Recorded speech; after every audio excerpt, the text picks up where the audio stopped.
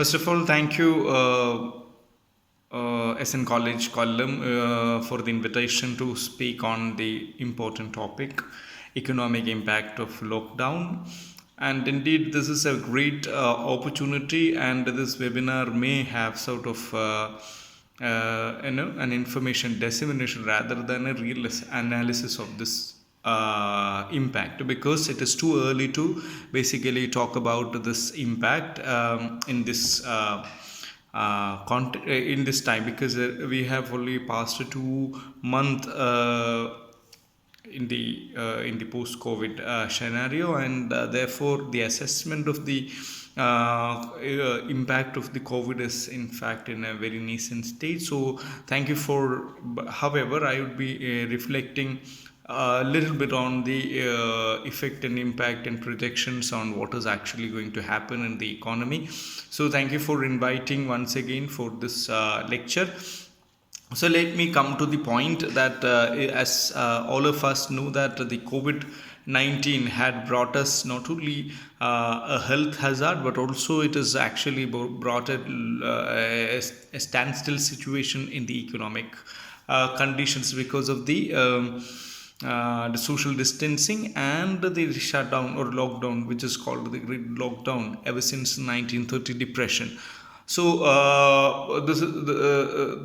therefore the impact of the same is also going to be very severe ever since 1930 depression. So we know that things are a little bit grim in this side of economy, and this is actually affected the whole world, irrespective of which country you are from. So all the country has similar ill effect due to COVID, especially the economic effect is very severe.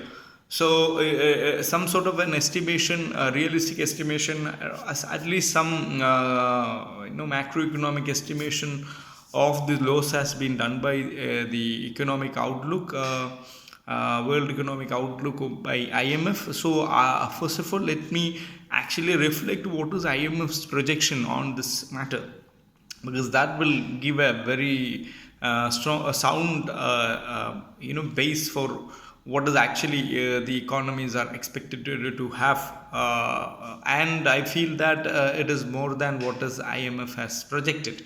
So I'll be on that also, but let me actually go to first the world economic impact of this lockdown, because we need to really understand that how this lockdown had affected or have been affecting the world economy, the Indian economy, and in Kerala, and last the Kerala economy in particular. So I'm interested in all this thing, and I'll be quickly responding on this thing.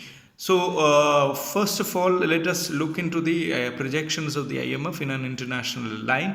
So what is actually the IMF projection which was out in the May, in the month of May? So they were saying that the world output is going to be reduced by a 3% worldwide. But I think this is more than the projection, because again in their projection what they say is that actually in 2009 the world output was 2.9%, but in 2020 it is going to be minus 3%. That means the pie is going to be reduced by 3% than what was in the last year. That means we are at least going back at 2-3 years back scenario in after this sort of a GDP growth indicator. So this is what is they say, and then immediately they say that there would be a 5.8% growth in the world economic output in the next year, that is 2011. That's, I don't think, a little bit realistic, because while computing this analysis or this sort of a projection, they might have done it as in the April, where countries are only began to basically go for lockdown and things like that. So I think more and more severity is going to be unleashed during, I mean, after their projection. So I guess that things are actually going to be a little bit worse. It is not to make people worry, but this is going. We are going to live with this sort of a crisis-ridden situation. So let us look quickly to what is actually going to happen in the advanced economies. In the projection, they say that advanced economies, including euro area, especially the biggest European economies like Germany, France, Italy, Spain, and the Japan, United Kingdom, etc. Everybody is going to have a reduction in their total output. That output shrinking is considerably remarkable, because in the United States, at least in the United States, it is around 6%, minus 6% of production is going to take place in this. This is one of the large, I mean, of course, the United States is the largest economy in the world. And if the economy in the largest economy is going to shrink at 6%, that is, they are going to, their growth rate, in fact, their growth rate of the previous year was only 2%. So if they are going for a minus 6% this year, means at least they are going back a 4 or 5 years situation. So things are not in that sense a very good sort of an economic health the economy is going to have because of the shutdown. And of course, in the eurozone also things are more worrisome, because in the euro area an average of 7.5% is the fall which they reported, and especially in Germany it is 7%, and France 7%, Italy 9%. To make a clear picture that the pie is going to be shrunk means that the last year when I had 100 rupees, this year I am going to have 91 rupee or 92 rupees as produced. So my production is going to be affected. That is going to reflect on my consumption also. This is going to have an effect on the consumption multiplier as well as the the acceleration, the demand driven acceleration, as well as the supply induced or the fiscal in fiscal spending induced multiplier. So in all front, this is going to affect in fact the economic situation of these countries. And if you look again, Japan, another the largest economy, one of the largest economy in the Asian region, that after China, so they are also going to have a growth rate of minus 5.2%. And indeed we have to be very careful that the Japan's growth rate over the last couple of years, it was not even 1%. The economy is very slowly moving, and if minus 5% means they will be back for at least some 10 years back situation. So if that continues, then things are not going to be very rosy for the economy. And again, United Kingdom also having a sort of a larger setback, because they in this due to the shutdown, so your price going to be shrunk. And of course Canada and other advanced countries, all of them is going to have a sort of 5%, on an average of 5%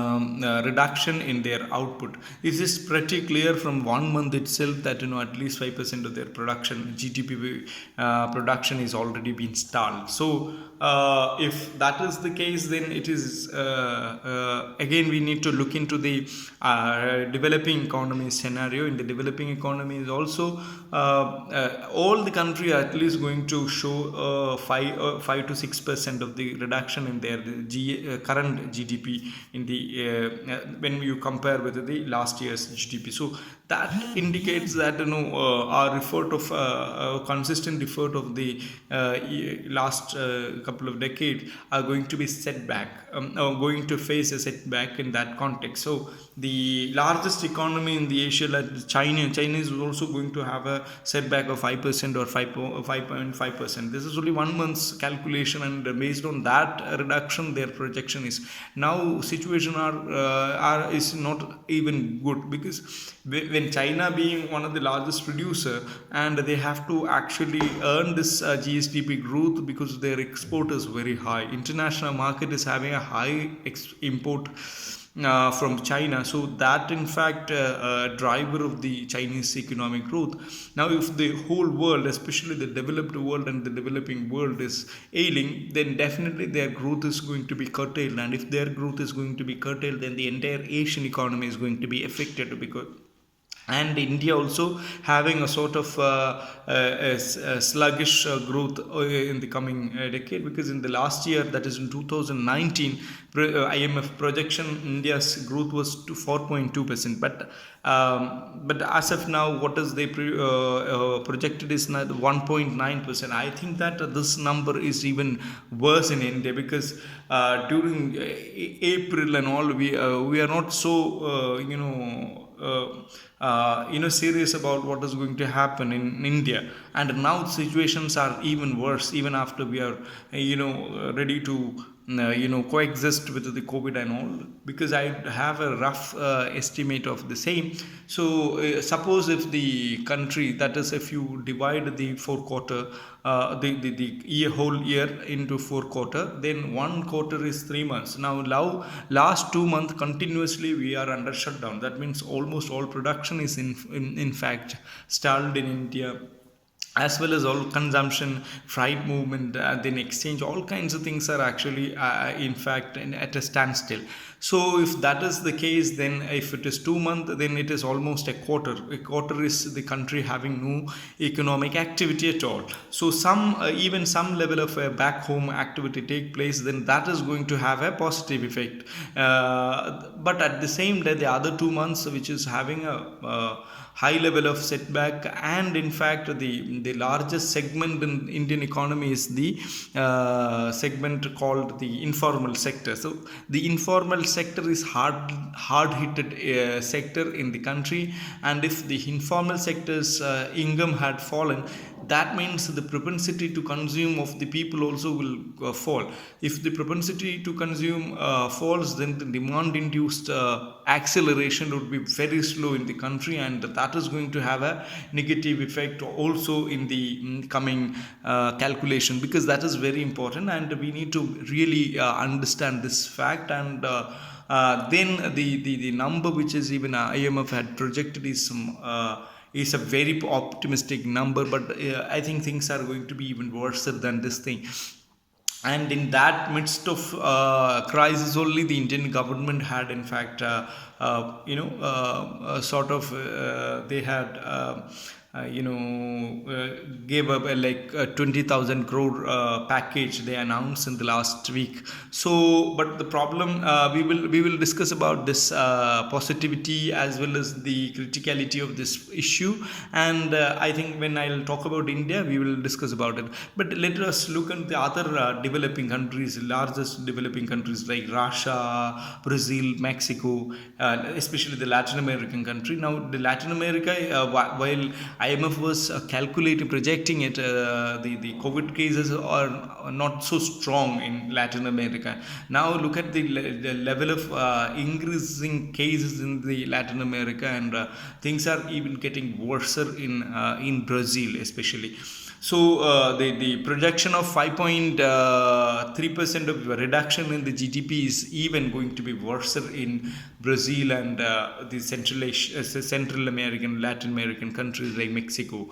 So things are in that sense going to be affected very severely, and that is also going to be affected, as I said in the earlier thing, the largest Asian driver, that is the Chinese economy, which is also depend on the export oriented growth, that is industrial as well as other sectors growth. But in fact this is because of the rest of the world is under severe setback. Things are not going to be very optimistic there, so that will again shrink the world economy at least more than 3%, not 3%. It is going to be worse impact after, or even when you compare with the Great Depression 1930s. So things are in that sense we need to have a proactive role to play in this regard. Now coming back to our interested area, which is called the Middle East and Central Asia and Sub-Saharan Africa, where a largest chunk of Indian migrants are working. So now look at their economy. So one of the largest economy in the Middle East is Saudi Arabia. Saudi Arabia's growth was very sluggish in the last couple of years. what is actually resulted is that the whole much touted problems like Nitakat, that is sending the migrant workers back to their home country. So if that is going to happen, then what is actually going to be reflected is going to affect Indian economy very badly, because Indian economy is having a very considerable amount of NRA income, because the people are actually sending money back. Especially the Kerala economy is going to hit very hard, because in the due to the slow growth in the Saudi Arabian economy, the largest employer of Malayali, and just like the United Arab Emirates. So both countries are having going to have a sort of a sluggish growth in the upcoming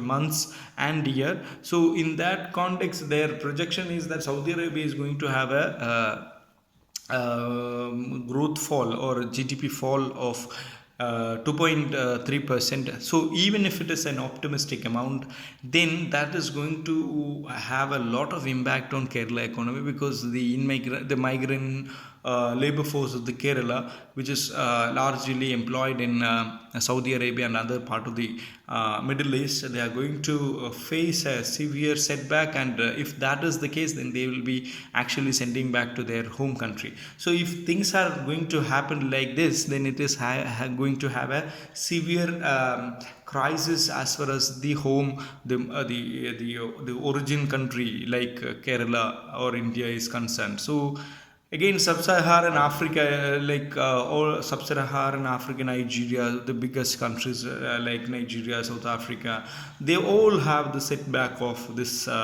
GDP fallback is going to be projected, and that is now overall, which gives the growth rate of all these countries constitute around 3 to 4% on an average.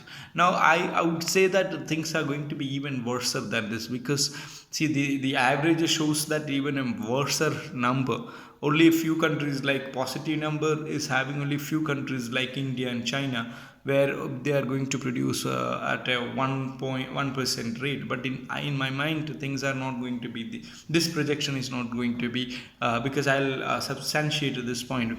Now let us come back to the Indian context. So the international scenario, we can understand that the international scenario, the production is going to be reduced, that is, our pie is going to be reduced. So pie is going to be reduced means that your pocket is going to be smaller in the coming year. So that is quite obvious from different policy of the Indian government. And let's come back to the Indian situation. So if we talk about the Indian situation, then Indian situation is roughly a kind of as I said, if you convert the whole economy, that is the whole year, into 4 quarter, then 1 month is a quarter. So if that 1 month, out of the 1 month, that is this March, April, May, is already a lost month, already lost months as far as the production is concerned. So in terms of income generation is also concerned, these months produce nothing. So if that is the case, then a quarter means it's 25% of the total GDP on an average, not necessarily 25% every quarter, but at least in a realistic average sense, it is 20 to 25% is being contributed by one quarter. So it's only an average. So if that is the case, then what is going to have is in these months, it is going to spill on different quarters. So the March quarter would be affected in a slighter way. At the same time, the April, May, June quarter is going to be affected severely. So that quarter is going to have a growth rate of even 20%. It is going to be 5%, because now the government asked us to live with the corona situation, and they are planning to partially lift the lockdown, and still remember that till March 31st, our lockdown being extended. So when I am speaking on today, this is actually in the midst of the lockdown. So partially some production has just started, but still this quarter is going to be a very bad quarter as far as the economy is concerned. So if that is the case, then at least 10 to 15% of the reduction in this quarter itself of the GDP will be shown. So then the next quarter also we are going to have this similar effect, but at a better context. That is, instead of a 25%, maybe you will have a 20 or a 15% in a realistic sense. So if it is a 15%, still you are losing a 10% of the GDP in this year. So overall, what we are going to have is, if you are having a 4% growth rate, then that has also been reduced. Then we are going to have at least some again not the IMF kind of projection is going to be realistically happen in India, because it is quite obvious that the income earning class, which is the largest class, is none other than this informal sector. So the informal sector GDP's monetary value, you can say that things are going to be rosy, because I'll come to that little point later. But in the purchasing power and the real sector spending, as well as the other income method, etc. So if you calculate things, then things are not going to be that good enough. So the growth rate for the year of 2020 is going to be very bad. In this outset only, the government of India came out with a package of 20 lakhs crore rupees, which is a very welcome, and it is much touted package. So let us talk about the optimistic view. So that means 10% of the GDP would be induced. Now remember that, as I said, and at least 20% of the GDP is going to be fall by the end of this year, and that means a lot. So 10% is an injection is only compensating 50% of what is we are going to lose. So 50% is going to count around 5% or 6-7% of minus growth rate than the last year, because you have a large, and obviously the effect would be taking another year or two to have this in the Indian economy. Now, what is actually the composition of the package? The package, if you look into the composition of the package, that gives a very disappointing thing, because what does actually the government try to give is like a monetary policy kind of support, that is supply side support, that is via bank the government try to basically inject money into the economy, because the lending of the bank is going to be. Now if you look into the world market after the the negative interest rate regime, see, things are not happening very positively across the world. Now, how we can expect that even in India, a rational corporate, which is the government's own interested corporate, is going to invest in Indian context? Because they will not. Why? Because they are getting this income as a bonus, and at the same time, if they don't spend, they don't lose anything, but they will wait. This is a simple rational expectation from the side of this corporates, and they'll keep waiting. So if they wait and then they see that when the economy get its rail back, then they will invest. So this kind of a rationale will in fact elongate, it will extend the sluggishness of the growth aspiration of the Indian state, unless you make them invest. So what is actually going to happen in the upcoming month is that in that context, no corporate investors are going to immediately invest in it, because they are not very sure about the Indian economy's health, because the other sectors like the induced demand is going to be fall very rapidly. Why? because people have no income, because they don't have money, because of they don't have money, they don't spend. If they don't spend, whatever produce is already been lying on, so that is going to create a sort of a demand crisis. So if there is a demand crisis happens, then that is going to crumble the economy. This is in precisely what happened in the Great Depression of 1930s. In a very different context, things are going to happen in India. So if we look into that, then if you try to give loans through bank, then this is not going to work. But the good thing which the government is doing is actually increasing the MGNREGA working hours. That is, they are promising to spend like 45,000 crores of crore rupees in this thing, which is in fact a very positive, because direct cash transfer will sort of employment assurity is going to be basically improve the spending pattern in the rural area.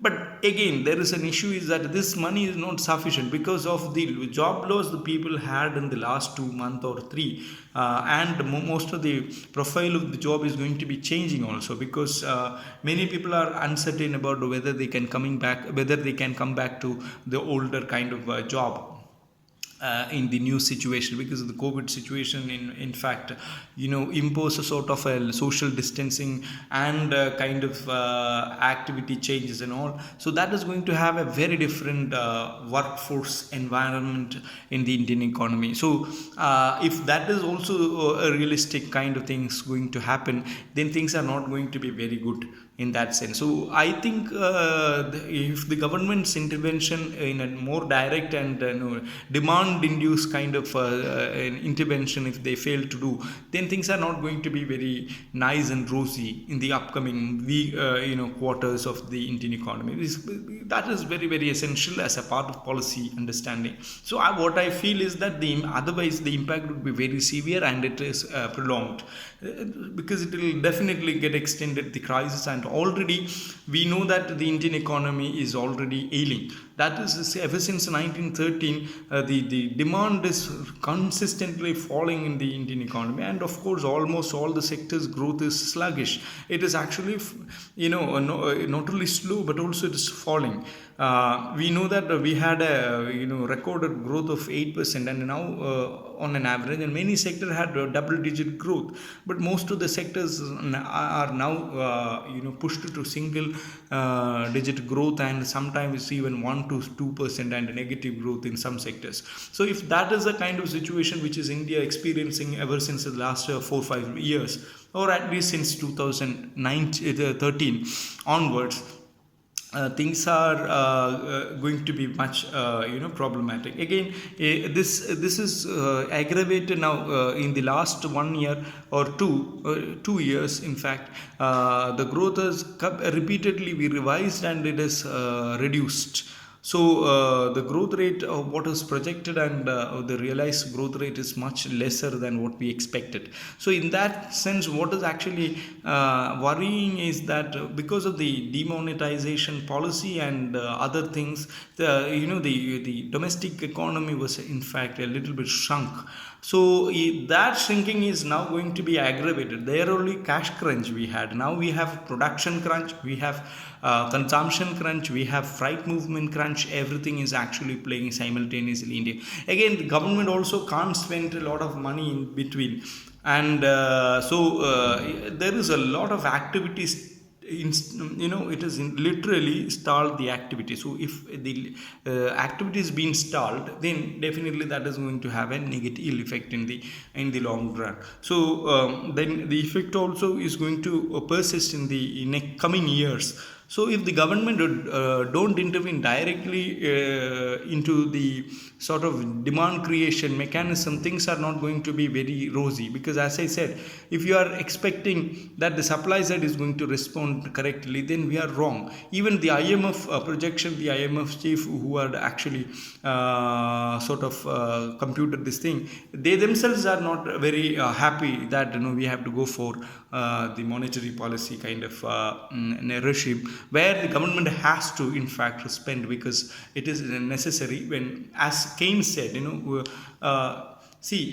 can't you can't grow or you can't improve production if the things are actually lying in your backyard or your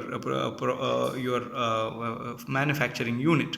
The things are actually being piled up. So what you have to do is actually people has to have an income, and at the same time there should not be any production at the end. But here people neither have this thing now because of the stalling. There is no production. It is actually an imposed stalling. So in that sense, what we have to do is actually you have to increase. So as Kane said, what you have to do at the end of the day is actually dig the hole and fill the hole. So dig the hole and fill the hole is a very nice example to say that at the end of the day you'd produce nothing. So whatever is actually being produced would be bought by people who had an income in this newer regime. That means at the end of the day your hole is being filled, so nothing is being produced. Therefore, what is actually you are paying is an income, and they will go and buy the things which is lying in the backyard of the companies. So this is what is actually, in fact, people are the Keynesians or the macroeconomists are in fact try to talk about. So the government has to in fact focus on the policies of this kind rather than giving trust to the corporate world, where they will be actually going to respond positively because of UEs and the sort of investment situation, because people will not. Why? Who can only do it? Government can only do it, because there comes the importance of the state and the. But due to the neoliberal setup and subscribed to that fact, the current government is not ready to do, and they were doing actually the reverse of what is the world. Because the classic case is that even this pandemic situation, the world had responded very positively towards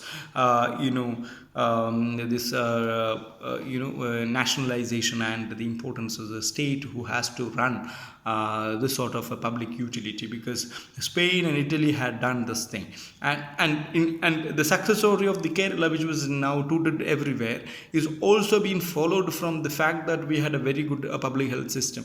So because of the public health system only, the government can rely, and the government could act very positively, and they could had actually contained the diseases, or at least for a while, in the international perspective or the national perspective. And that is now what the government is doing. They are actually declared in fact a war against public utility, and they were saying that all these key sectors has to be privatized. Now of course that is having, and that is maybe politically their commitment says, but the problem is that is going to have a very, very bad effect on the macroeconomic front, because when you are at the midst of a crisis, you should not do it, but after that you may do, but because you are committed to do it. But still, this distinction is also not being made by this government, and they are expecting that the supply side is going to, which in my mind, it is not going to work at all in India. Rather than just create wealth through the super rich of the country. So that is going to happen anyway. This is actually the government's decision which was made already. But what that in fact worries us all, that the crisis is going to be prolonged, and it is going to extended for not only 1 quarter or 2 quarter. It will have its own impact, and at the end of the day, the poorest lot in the economy, they are already been poor, and they are filthy. Actually, their conditions are very bad as far as the reports. Many credit sources, especially there are different estimating agencies. They are try to Oxfam and other kind of estimation in January. They already said that it is abysmally low. People's life in the country is so low. So people have no dignity in the country, and they don't have income. If they don't have income, how the system is going to be survived is a biggest question. And indeed, the capital and the capitalist, in fact, gets all their freebie during this, even in the midst of this pandemic. But this is actually leaves us a very, very important thing, that our future is going to be very bright in this context. So I think if the government don't act properly, then this is not going to have a very bright future, because especially in the 50% or 60% of the population is going to be hardly hit with.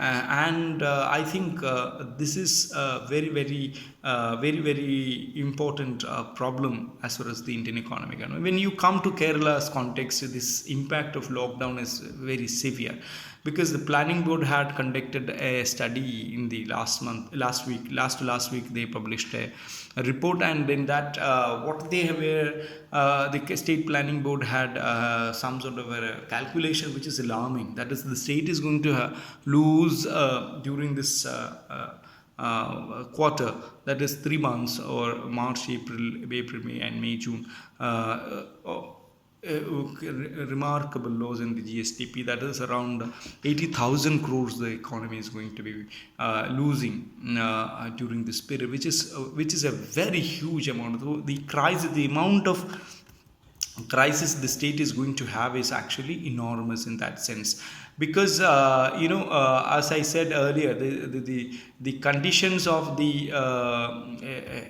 different sector is very bad. So the GSDP fall is going to be at least in this 10% in the year, and the current year, that is in 2019-20, and there is a 20% setback is going to happen in the coming year, that is 2021.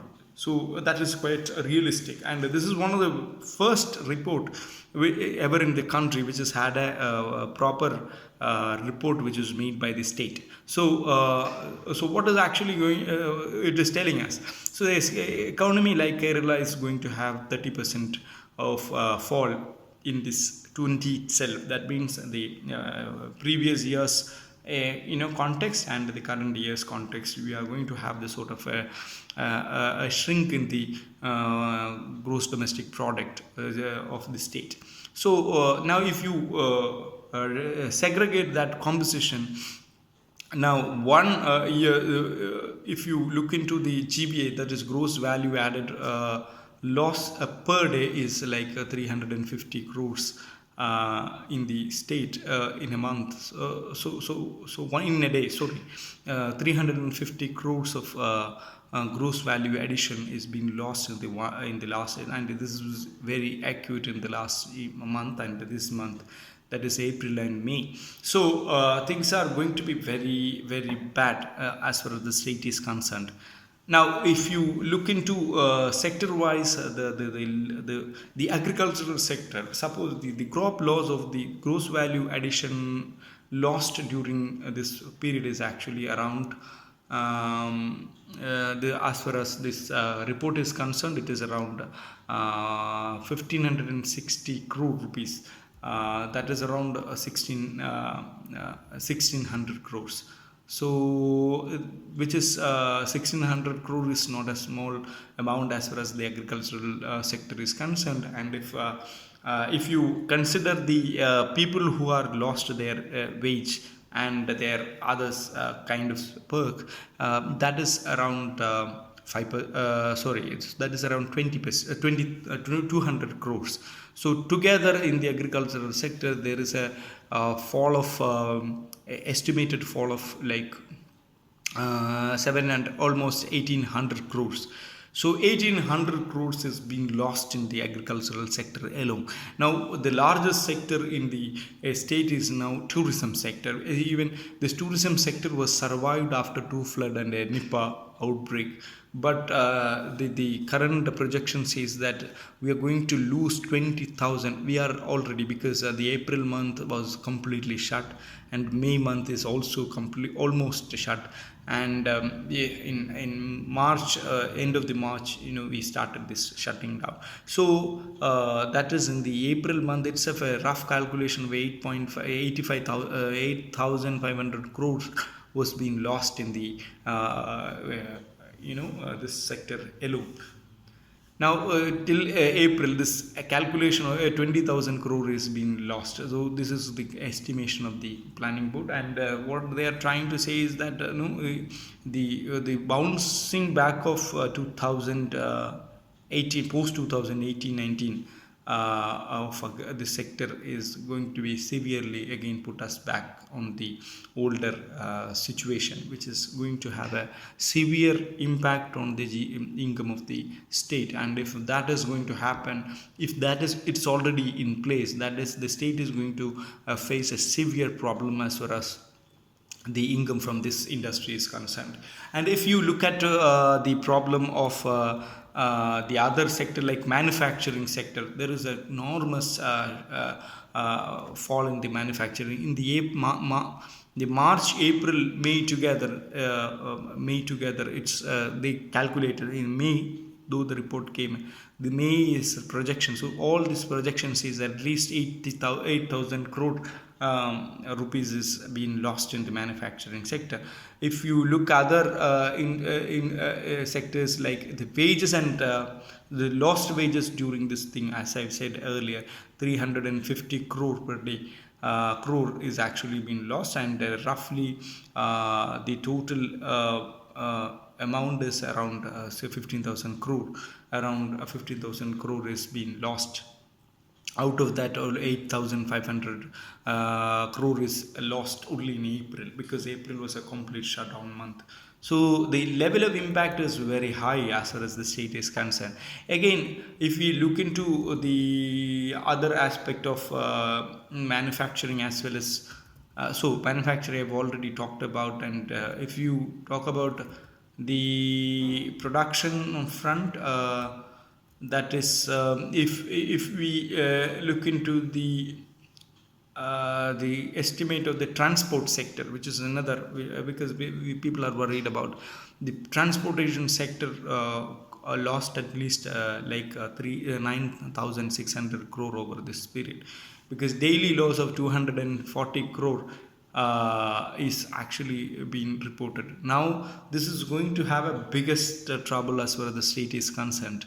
And hotel and other industries which is severely hit, and nothing happened, because the whole hotels industry or the service sector is completely smashed. So together the loss of the state is going to be severe. That means the income of the government is going to be severely affected because of this thing.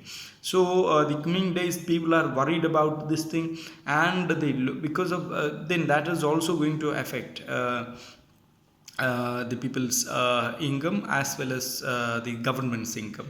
That will affect the spending of the government, and coming year even your the salaried and all other classes going to face severe problem. Now if you as I said earlier, the international scenario is going to hit again. A harder blow would be come from the international scenario of migration. So what is actually going to happen from that front is that, as I said, the largest employer of the Malayali population in across is Saudi Arabia and the United Arab Emirates, UAE, and all these countries having a negative growth of this year and the coming year. So what is going to be the result? The result is they are going to send the migrant laborers back. Now the issue is that, okay, now we think that actually, okay, the immigrants of the immigrants in Kerala, they are going to actually go back. So those who are going to come here is going to be actually employed. That is not the correct point. The point is that that is going to reduce the income flow from outside.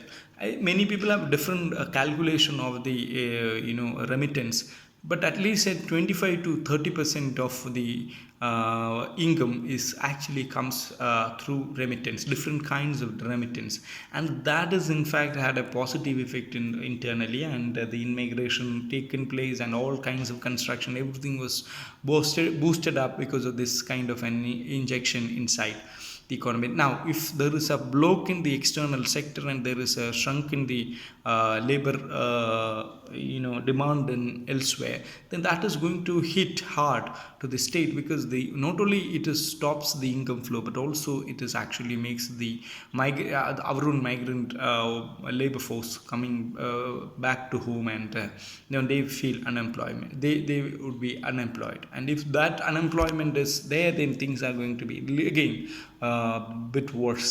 So I think that the international scenario as well as the state scenario is going to have a severe impact as far as the state is concerned. Again, now what we have to do is that the government has to intervene different kinds of spending kind of situation. But as far as the state is concerned, the state's income is always at the mercy of the center now, because because of the discretionary interest and whatever political interest of the central government, the spending and dissemination of devolution of fund is not taking place properly. Now if that is going to happen, then the Kerala state is going to even face severe problems. So that is why the government is not actually go against the the central government, because the only negotiation that is as the central government's cooperative.